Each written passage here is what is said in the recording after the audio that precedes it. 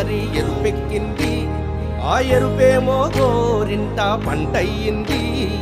పండిన చేతికెన్నో సిగ్గులొచ్చి ఆహా సిగ్గంత చీరగట్టింది.